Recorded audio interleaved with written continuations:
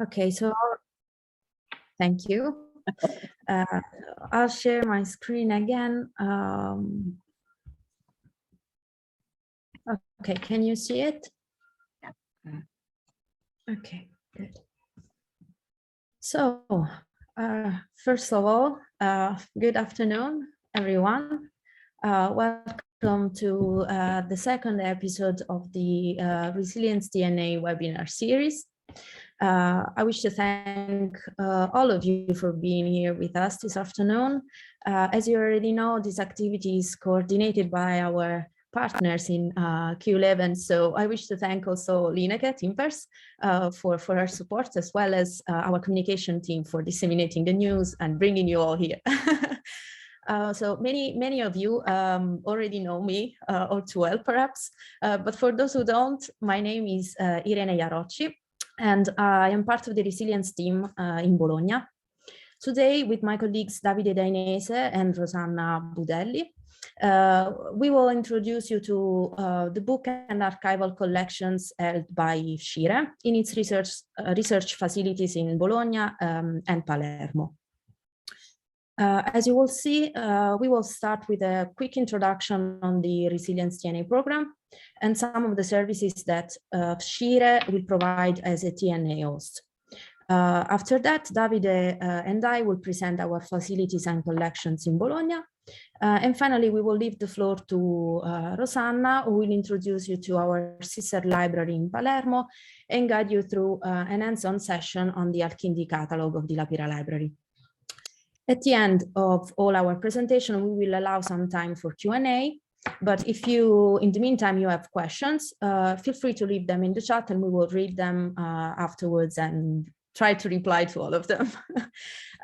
Before moving on to the next slide, I would like to make a little note on the title of this webinar, which is Tradition and Innovation. So as you will hear from Davide, FSCIRE was established in 1953.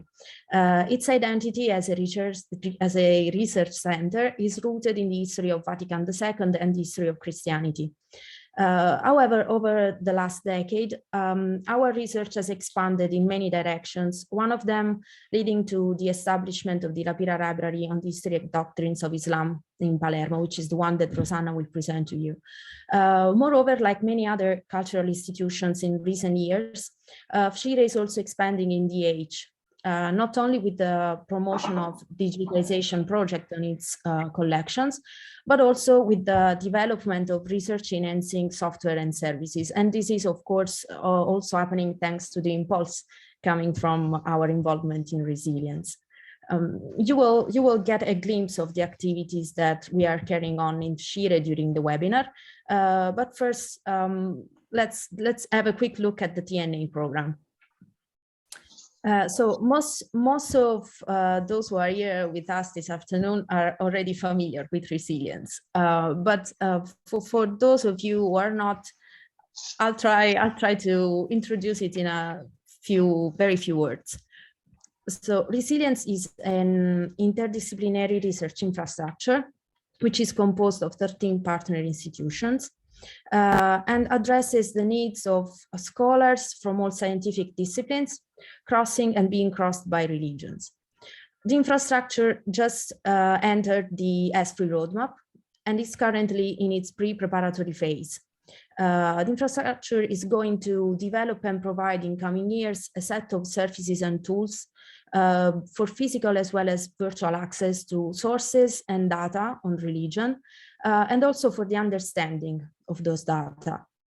One of these services, which will be actually one of the first being launched, is the Translational Access Program, to which this series of webinars is dedicated. So the TNA program is primarily a user-oriented service. And by user, you can see here, I mean researchers mainly, that will offer physical and virtual access to the most significant tools and resources in religious studies and related disciplines. The service, which will involve at first the resilience partners as host institutions, will provide TNA recipients with support and expertise for their research stays in the resilience facilities all across Europe. Users will have direct access to the TNA hosts holding, will be supported in their research and stay by local experts, will be involved in some of the research activities organized by the TNA host, and will also benefit from some other services depending on the host institution. However, the TNA is also a service that benefits the host institutions themselves because it increases recognition and dissemination of their own collections and makes them known and accessible to a broader community. It also creates and strengthens relations with other partners in the program, like in the case of this webinar presentations, and fosters also cross-fertilization, not only in research, but also in the exchange of practices. Now FSCIRE, our facilities as TNA hosts, we will grant access to our libraries in Bologna and in Palermo, which means that the TNA recipients will access a wealth of 320,000 volumes, over 100,000 books, and 274 journals in European and Turkish languages, as well as in major languages in Arabic scripts. They will also access to the holdings of the FSCIRE Archives that count 300 linear meters of letters, reports, notes, photographs, and other primary sources. In addition to that, and this is referring to the other services that hosts can offer, users in Bologna will also have access to the Collegio Andreatta, which is our guest house in San Vitale, and is located in front of the library and is reserved for scholars who visit FSCIRE for study purposes. That would be all as a general presentation. I'm now giving the floor to Davide, who will present more in detail the Dossetti library. Davide.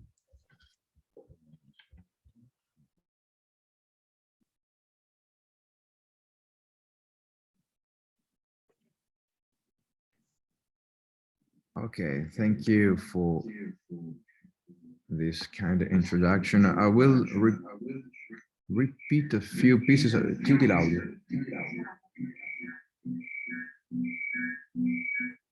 Sorry. I will repeat a few pieces of information Irene already gave, and then I will move to my presentation. I will articulate my presentation into 4 parts. After a short introduction to the person this library is named after, that is Giuseppe Dossetti, I'll move to a short piece of information on the history of the very institute we're in. And after a quick look into the Dossetti Library's history, I will then close with an overview on our patrimony.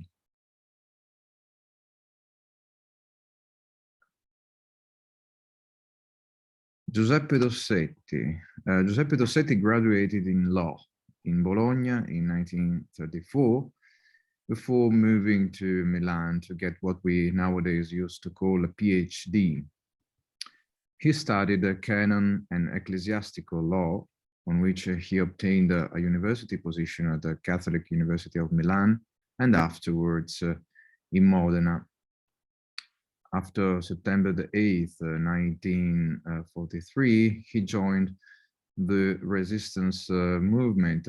He therefore fought against Nazi fascist military occupation. And after the Second World War, he was elected among the members of the Constituent Assembly, which is how we used to call the first parliament in charge of writing our constitution, where he worked among the so-called 75, that is the special commission in charge of drafting the charts project. He dropped politics when the gap between his and de Gaspery's view of both role and identity of the Italian Christian Party, which is the Democrazia Cristiana, Christian democracy, was too large to be filled in. And in the next 3 slides, we will see what the results of Dossetti's choice would be.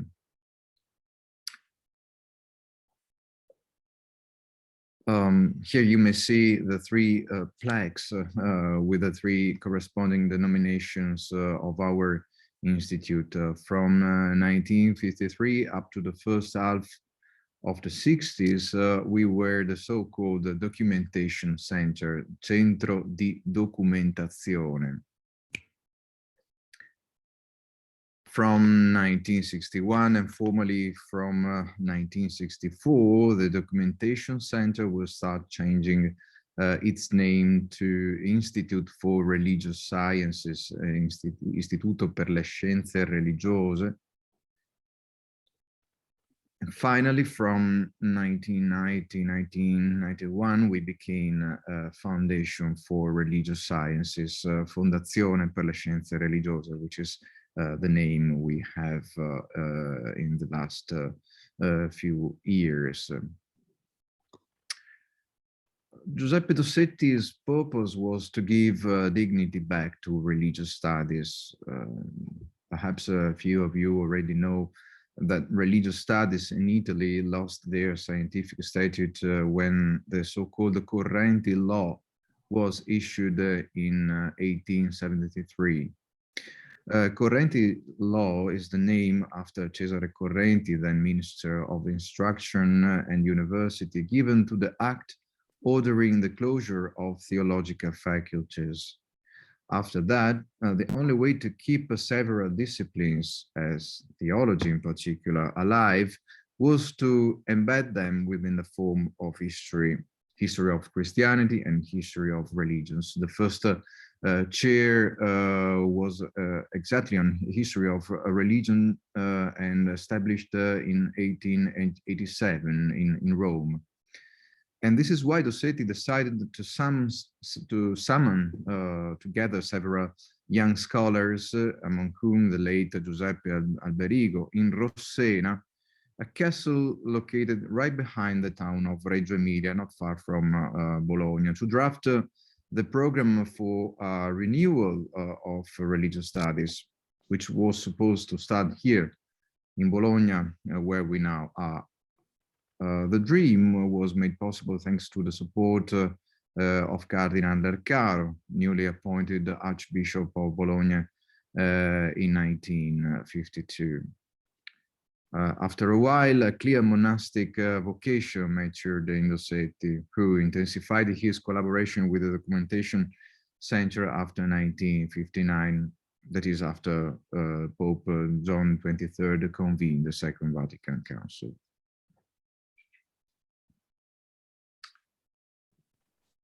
The Dossetti Library is now one of the biggest libraries in the world, specialized in religious studies, as Irene already said.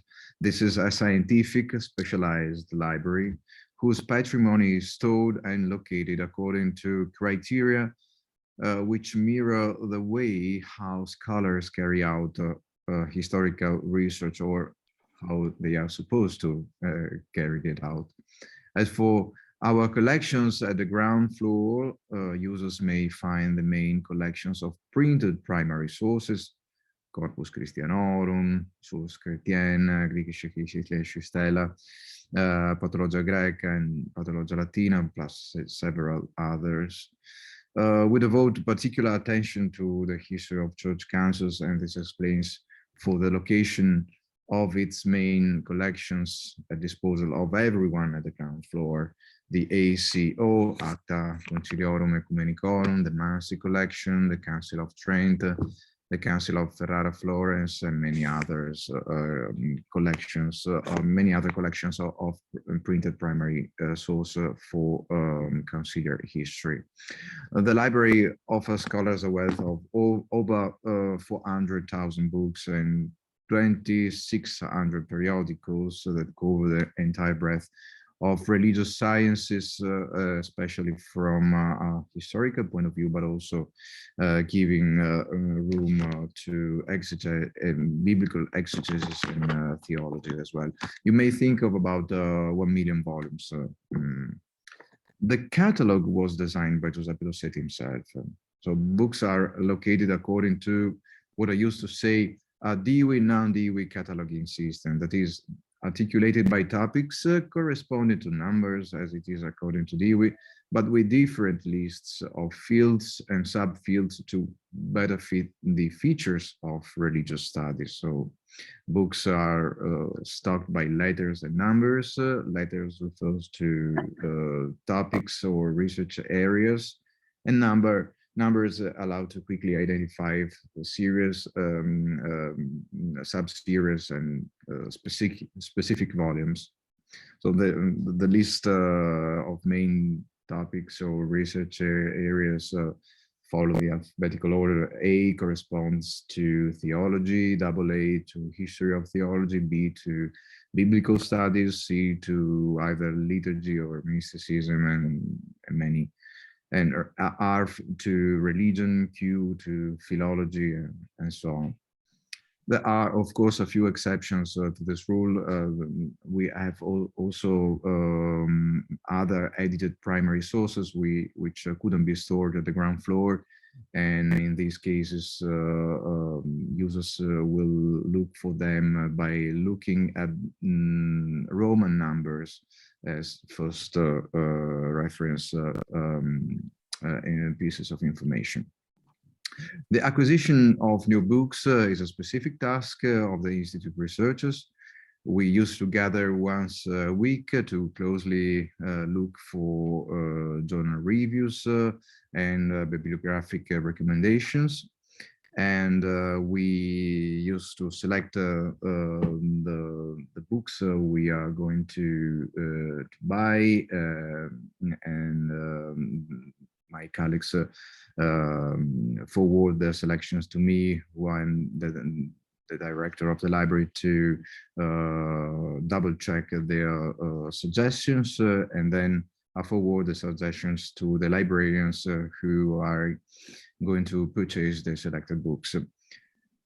And then as soon as the books arrive, they are catalogated. I think I'm done. I will just a few words to thank you for your attention. And of course, I'm at your disposal for questions and information.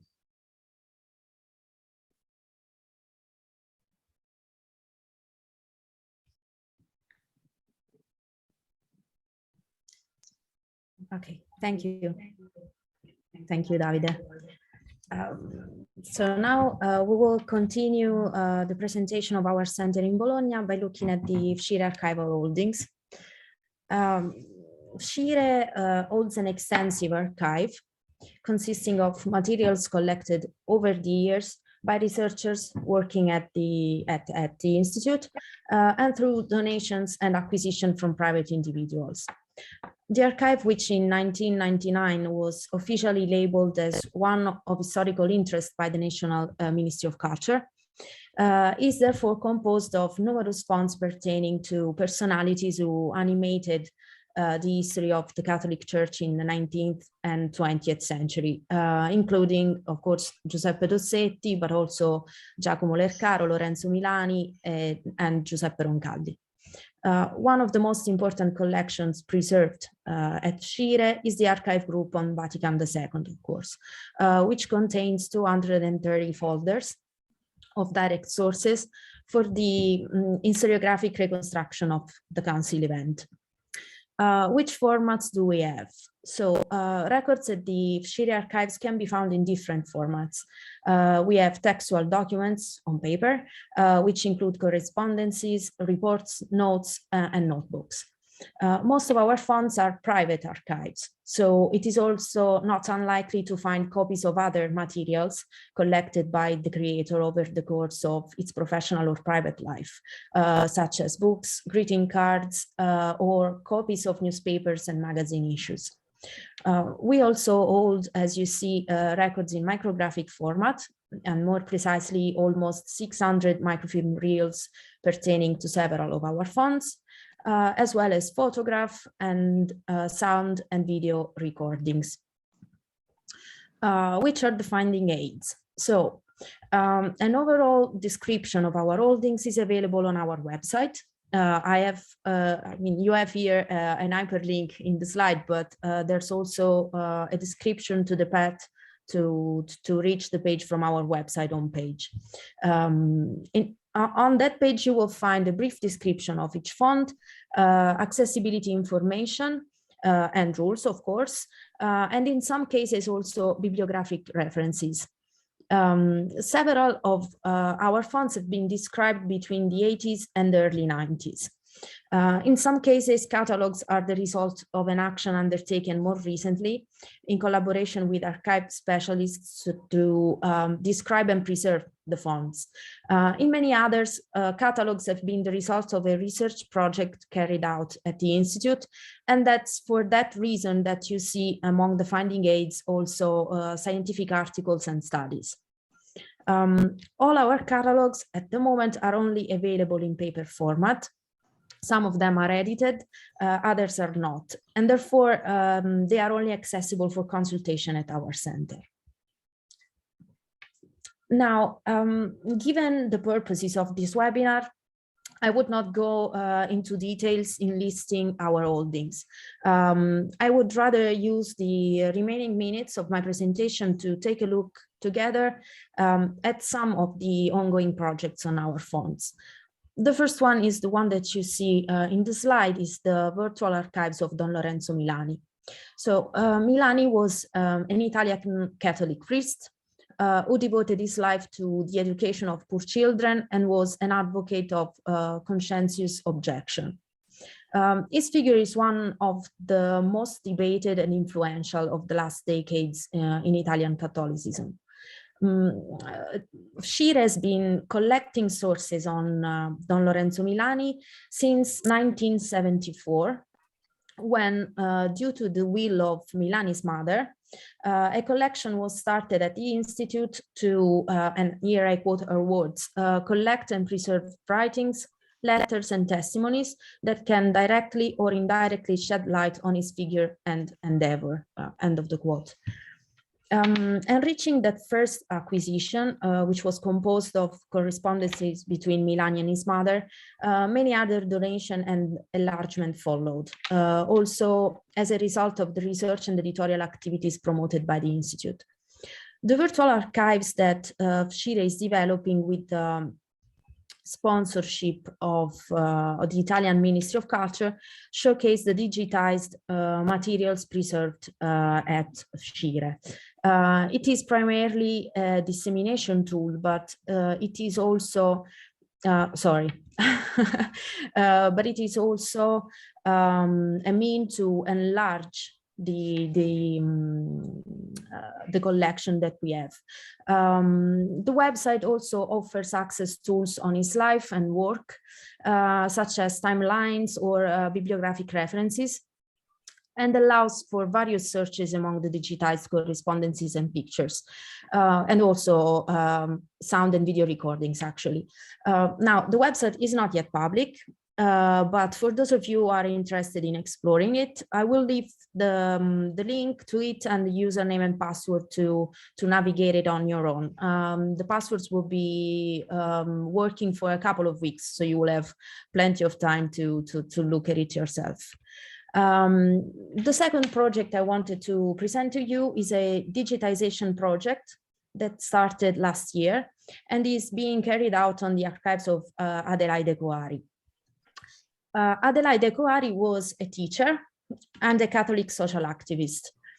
During her life in the first half of the 20th century, she was many things. She was the editor of a journal, a trade union activist, a writer, and also an advocate of women's rights. In some ways, her figure is similar to the one of Don Lorenzo Milani, because her activism and modern way of thinking produced harsh criticism in the more conservative branches of the Italian Catholicism. And so that eventually brought her to abandon social activities and exclusively dedicate herself to her teaching. Coari was surrounded by a network of connections and friendly relationships with many of the representatives of the Italian cultural milieu, some of which were also eminent figures of the Italian Catholicism of the time. Pope John the 23rd, for example, was one of them before he became the Pope. Coari's activism and her wealth of relationships are well reflected in her archives. The collection consists mainly of correspondences, notes, notebooks, and working materials that she meticulously preserved during her life. They also contain a group of documents which were donated to her by her friends upon their death. And this at the same time makes the collection of great interest, but also of great complexity. The Coari archive count about 18,000 items and were donated to FSCIRE in the early 80s. The collection was catalogued the first time by FSCIRE in subsequent years. And then they were mapped again and described in 2013 in the framework of a survey on 20th century women's archives, which was promoted by the Italian Ministry of Culture. So at the moment, the preliminary checklist that was prepared on that occasion is and is published. It's the main funding aid to the Coari's collection at the moment. What we are doing now, and I would like to show it to you, but my presentation just froze. Okay, here we go. The reason why we wanted to work on this fund is that the Coari's papers are among the most requested by users that visit our archives. So we wanted to ensure both, of course, the physical preservation of the papers, but we also wanted to make it easier for users to navigate the collection and to study it in depth. So we started this digitization project, which is digitally reproducing the documents, but is also describing the archives in their entirety. And this is very similar to what Dries and Lineke showed us last time in their webinar with the digitization of the Willebrands archives. In our case, we chose to adopt the platform XDAMS, which you see here, which is an XML database, XML-based multimedia and document platform, which allows users to describe, manage various types of information in the cultural heritage domain. XDAMS, because it's being built in an XML language, of course, eliminates any problem of obsolescence on the data and helps with their exportability. Here on screen, you see some screenshots. This is the first, and I will show you the next in a few seconds. You see a screenshot of the platform from its backend that shows you the work in progress on the collection and the arrangement of the records. Here you have also the detail of each, let's say, group of documents, what is included in the folders. Of course, once the project will be concluded, the complete digital inventory of the collection will be available online on our website, and it will also be, of course, fully searchable and have some hyperlinks to the digital reproductions of the documents we are doing.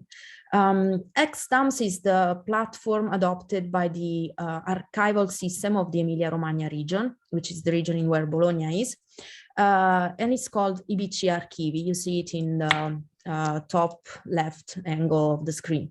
The catalogs available on this platform are also transferred to the National Archival System. And so Coari's inventory will also be available for access on their website. We plan, of course, to describe more and more of our fonts in exams in the coming years, starting with the import of already existing inventories to make them available in the Resilience ecosystem. That will be all. It's a little bit late, but I will leave it to Rosanna for the hands-on session on the AIKindi catalog. Thank you.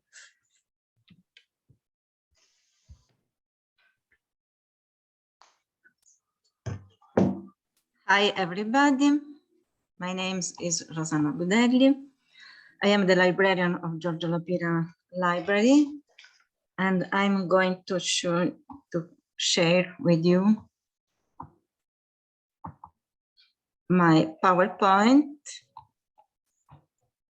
Giorgio Lapira Library, as you know, is a branch of the Foundation for Religious Studies of Bologna, but we are in Palermo. And the name comes from the Sicilian Catholic politician Giorgio Lapira, who was elected mayor of Florence for 2 times. In the last years, the Catholic Church started the process of beatification of Giorgio Lapira for his tireless commitment in favor of peace and warmth. The library was founded in 2018 and focuses on the history and doctrines of Islam with the aim of representing its linguistic, doctrinal, and cultural variety. It is a very young library, but it already contains an important number of classical and modern books, result of donations and purchases. The numbers of the book, you already heard these numbers from Irene, so I go on. The cataloging system we use at the Giorgio Lapira Library is called AIKindi and was developed by the Dominican Institute of Oriental Studies in Cairo, IDEO in French, which houses one of the most important libraries dedicated to Islam and the Arab world. AIKindi was born as a cataloging system, especially for Islamic books, and it is based on the RDA, Resource Description Access Rules. Maybe some of you are familiar with this method of cataloging. Anyway, I will try to briefly summarize the categories on which RDA system is based in order to make the best use of our catalog. In the RDA, the book or any other item that can be cataloged has 4 steps of cataloging expressed by the so-called WIMI categories. WIMI is the acronym of the words work, expression, manifestation, and item. The work is the original production of an author or artist, the intellectual or artistic creation in a precise historical moment. The expression is a specific intellectual or artistic form of a work, a written text, for example, of an audiobook, and the language in which that work was expressed or translated. The manifestation is something published or produced by a particular publisher. It has, for example, a certain ISBN, pages, physical size, etc. The item is what you hold in your hand and an access in your computer. A practical example. We have here the photo by a well-known modern Egyptian author, winner of the Nobel Prize for Literature in 1988. His name is Naguib Mahfouz or Najib Mahfouz. Sarsara Fauqa-Nil is one of his most popular short stories. His work, we are explaining the meaning of the work in this cataloging system, is expressed in a book in Arabic language composed in 1966, which had several editions and several translations. Here we have an Italian translation, French translation, English, and Spanish translation of this book. The manifestation is a particular edition of this book. This is the edition by Anchor.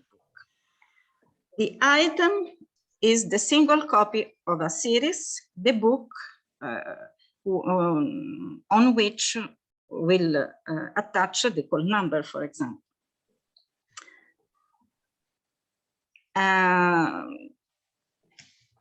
In AIKindi, we can also catalog manuscripts. The cataloging of manuscripts is very detailed, and we can, maybe it's too small, the description, but the description is manuscript,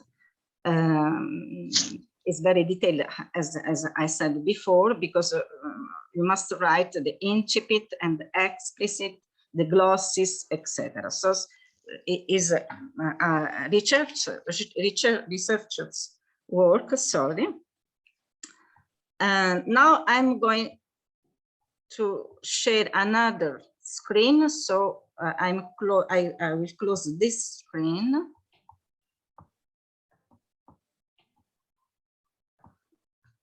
And sorry, but this is the manuscript, the only manuscript we have by a donor by Professor Mokrani.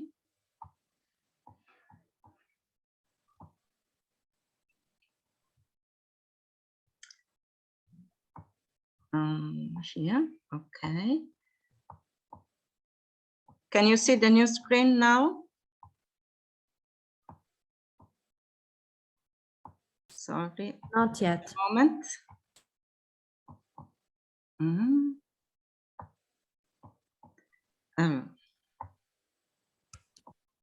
Sorry. Yeah.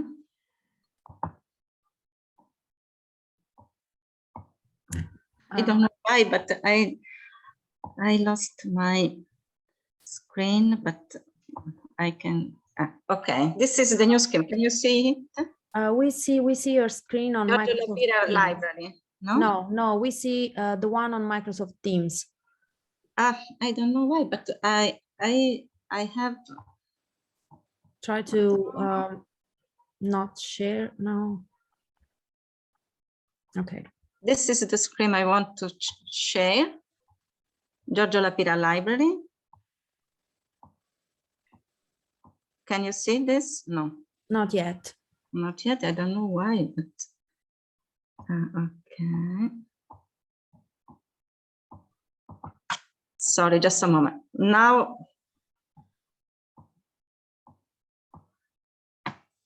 No.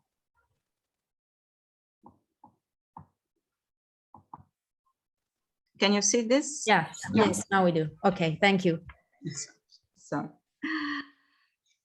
now I will show you how to do the best search and to get the most information in our catalog.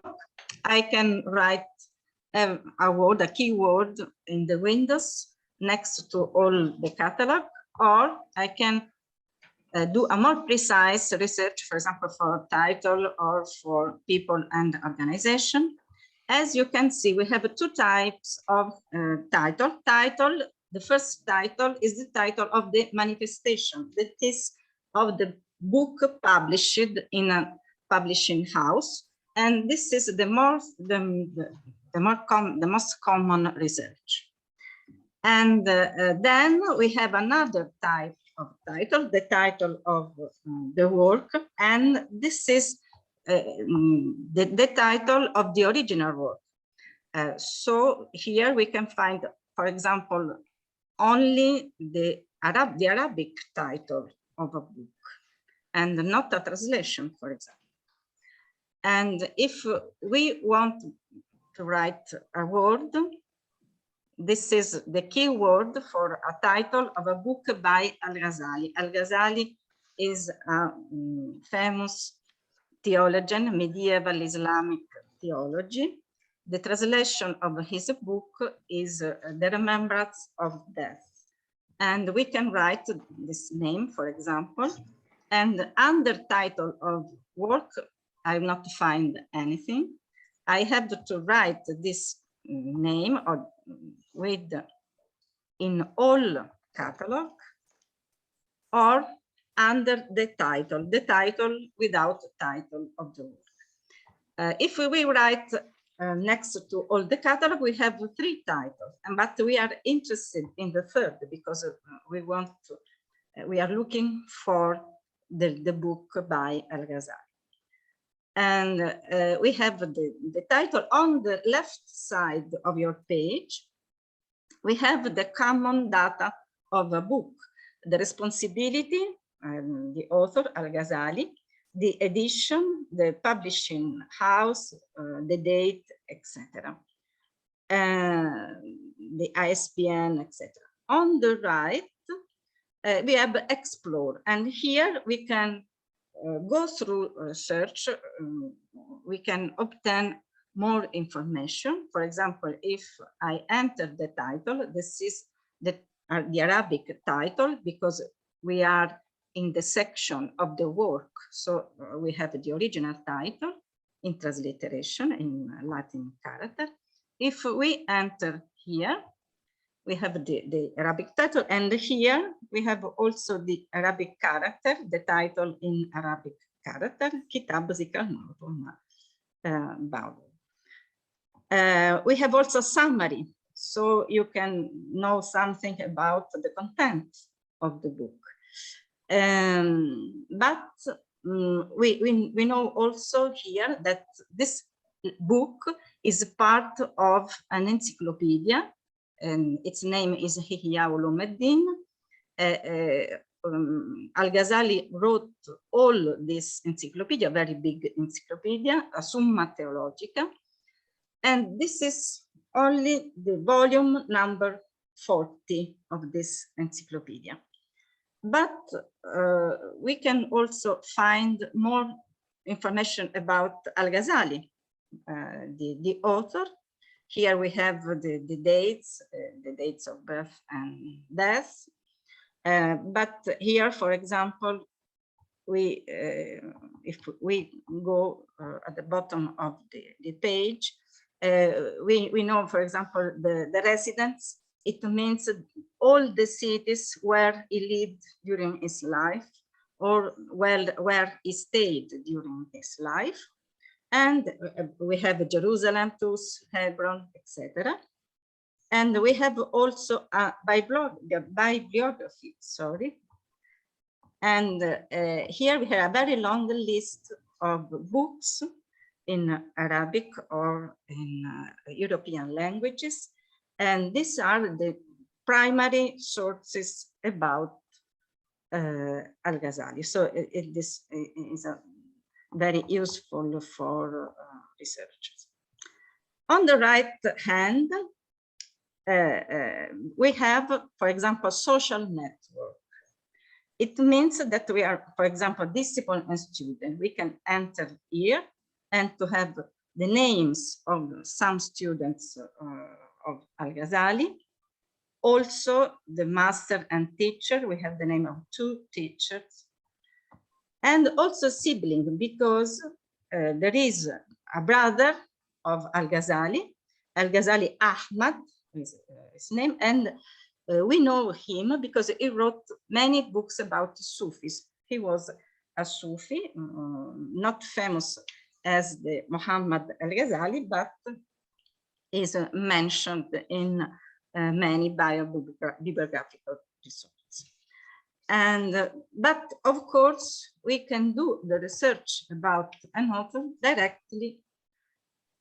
For example, if we write Avicenna here, in all the catalog we have the books with the name Avicenna, and we have only European languages with the name Avicenna. We are in our library, we have 43 books, but we can write also in Arabic, for example, and we have Ibn Sina. Sorry, I attached the 2.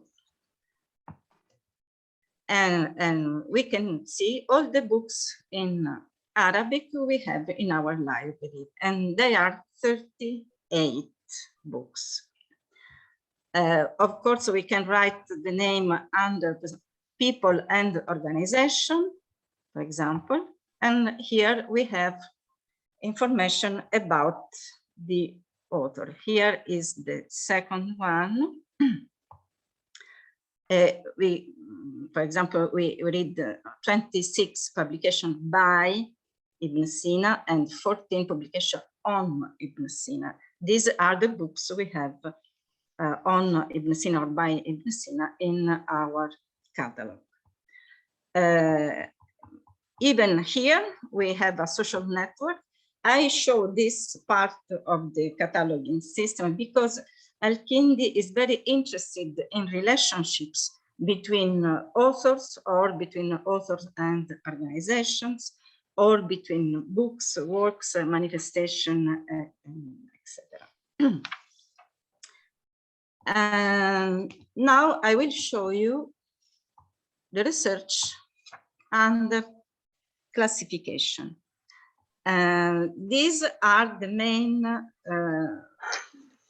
main topics of our library. I'll show you only this. If we enter 10, which is the number for history, when you see the arrows, you can deepen your search and to find other information, for example. We can obviously do another research under social sciences, etc. Now I think that we can go again to the PowerPoint, and I hope to do this more quickly.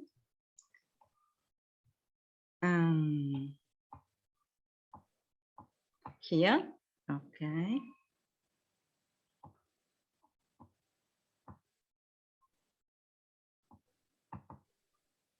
Can you see this? Yes.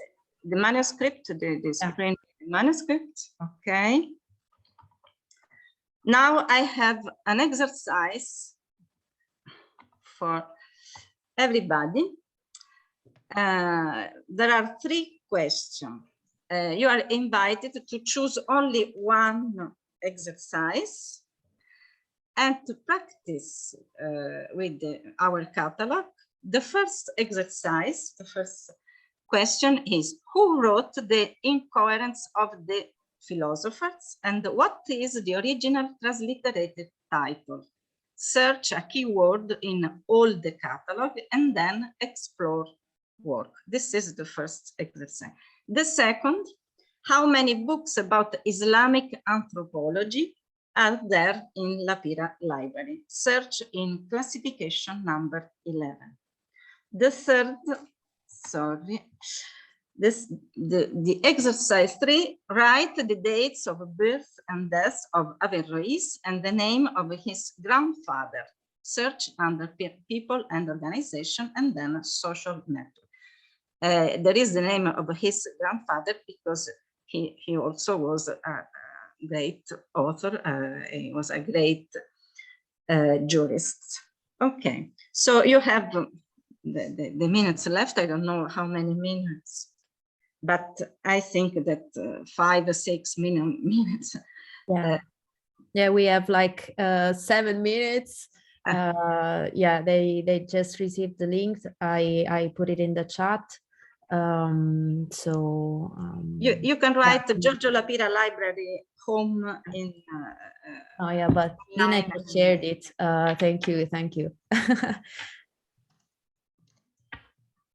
I don't know if you want. Yeah, just we wait for the answers.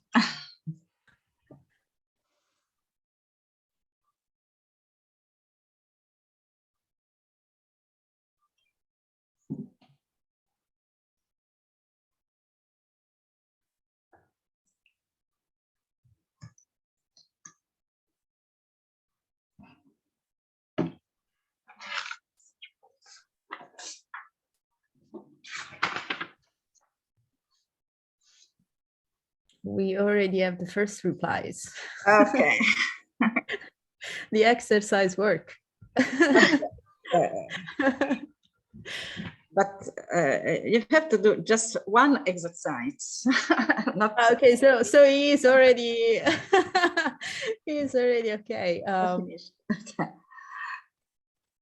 And if you have also some questions about this system, I know that in a few minutes it's a bit difficult to explain all the catalog, but I hope I gave you an idea of this kind of catalog. You did. Oh, Lineke did You the have exercise herself. Okay, let's start the first exercise. Who wrote the incoherence of the philosophers? And Lineke's reply to us, she says Al-Ghazali, Tafut al-Falasifa. Sorry for my pronunciation of Arab. I don't know how to pronounce it. I just copy and pasted it. Tahafut al-Falasifa. Okay, almost. The second exercise. Yeah, on the second, we have a reply from Luca Farina, and it says 73. It's not correct. Oh, because maybe we calculated all the books under anthropology, but Islamic anthropology has only 8 category. Okay. So we are waiting for your second try. Okay. And number 3? Number 3, Amina replied. She writes date of birth 11/26, 11/27, and date of death December 1198. Okay. And the name of his grandfather? Well, that's too difficult. I think it's better if you read it yourself in the chat. Yes. Try to. Abu al-Walid Muhammad ibn Ahmad, sorry, Ibn Rushd. Yeah, Ibn Rushd. Ibn Rushd is the name of Averroes in Arabic, and his grandfather, Jad.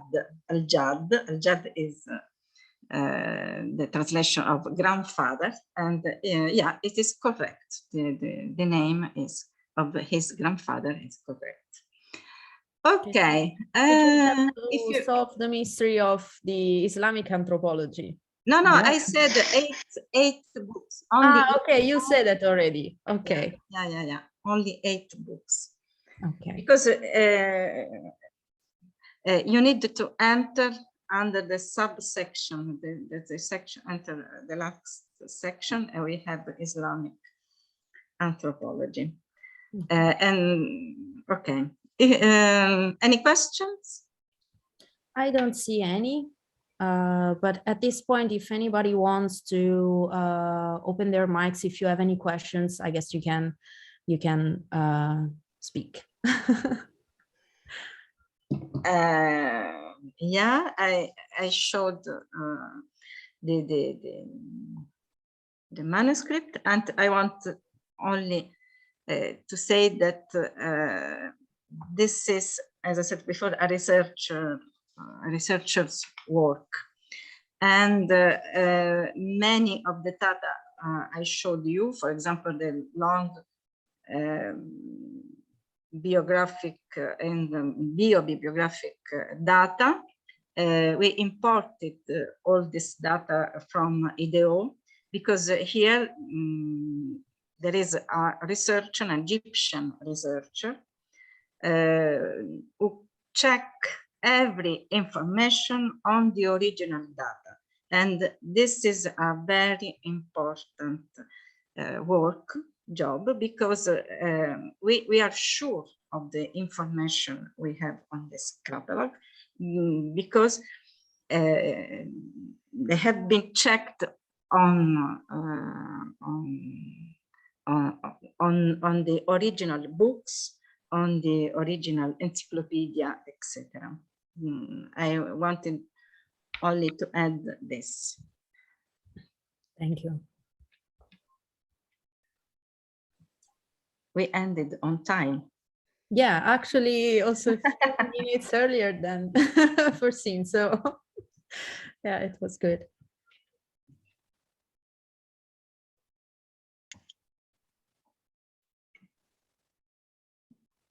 Okay. It seems like there are not any more questions for now. Though I assume if people do have questions, they're very welcome to contact any of the speakers of this webinar for further information. Of course. Yes, it was really interesting. I like the little exercises. And I would like to thank FSCIRE for putting together this webinar, and the speakers for sharing their expertise and their knowledge of the different collections and archives that FSCIRE has. I hope that maybe some people will be inspired to come and visit them soon.